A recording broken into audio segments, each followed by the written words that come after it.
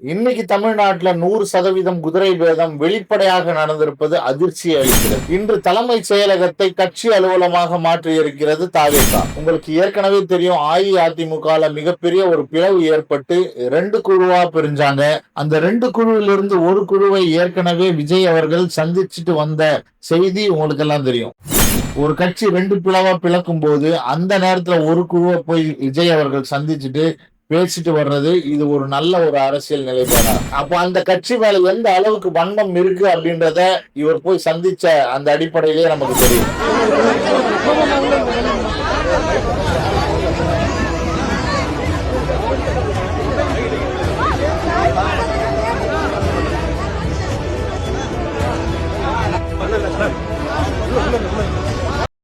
இன்னைக்கு தலைமைச் செயலகத்துல பாத்தீங்கன்னா ஆதவ அர்ஜுனா இருக்கிறாரு. அவரை சுத்தி பல மக்கள் தங்களுடைய மனுக்களை எடுத்துட்டு வந்து அவரிடத்துல கொடுக்குறாங்க.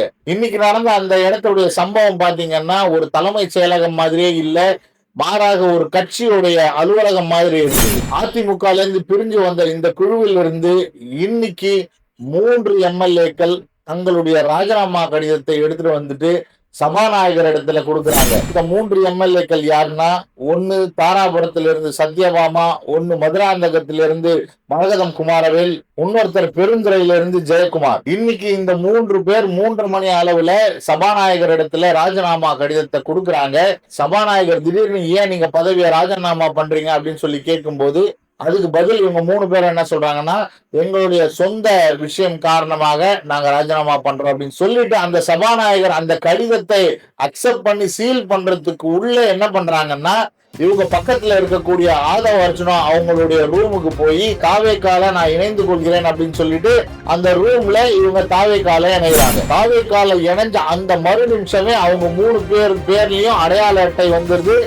அந்த அளவுக்கு குயிக்கா இவங்க வேலை செய்யறாங்க. இது ஏற்கனவே ப்ரீ பிளான் பண்ணி இருக்கிறது வெட்ட வெளிச்சமாக வெளியே தெரியுது. ஒரு தொகுதியில நிக்கக்கூடிய வேட்பாளருக்கு அந்த மக்கள் எந்த அளவுக்கு அவரை நம்பும் பட்சத்துல அவரை ஓட்டு போட்டு ஜெயிக்க வச்சிருப்பாங்க. அப்படியாப்பட்ட மக்கள் இடத்துல ஒரு கருத்து கூட கேட்காம அப்ப வெளிப்படையா தெரியுது தாவேகா முழுக்க முழுக்க குதிரை பேரத்தில் ஈடுபட்டு இருக்கு அப்படின்னு. எம்எல்ஏக்களுக்கு 300 கோடி பேரம் பேசப்பட்டிருக்கிறது. இப்போ இந்த குழுவில் இருந்து 3 பேர் வந்த மாதிரி அடுத்தடுத்து கொஞ்சம் பேர் எம்எல்ஏக்கள் ராஜினாமா செஞ்சுட்டு தாவேகால இணைவாங்க. அப்படி இணையும் பட்சத்துல ஏற்கனவே அங்க ராஜினாமா செய்த தொகுதிகள்ல இடைத்தேர்தல் வரும். இவங்க நினைச்சிட்டு இருக்காங்க தாவேகா அந்த தொகுதியில நிக்க வச்சு மறுபடியும் ஜெயிப்பாங்க அப்படின்ற ஒரு நினைப்பு இருக்கு. ஆனா நிச்சயமா அது நடக்காது. மக்கள் ஏன் தான் ஓட்டு போட்டோம் அப்படின்ற ஒரு நிலைக்கு தள்ளப்பட்டிருக்கிறாங்க. இப்ப சமீபத்திய நியூஸ் என்னன்னா, இந்த 3 எம்எல்ஏக்களும் விஜயை போய் சந்திக்கிறாங்க அப்படின்ற ஒரு செய்தி தான் வந்து கொண்டிருக்கிறது. தன்னைத்தானே தூய சக்தி அப்படின்னு சொல்லிட்டு அரசியல்ல குதிச்ச விஜய் தனது ஆட்சியை தக்க வைத்துக் கொள்வதற்காக வரலாற்றிலேயே மிக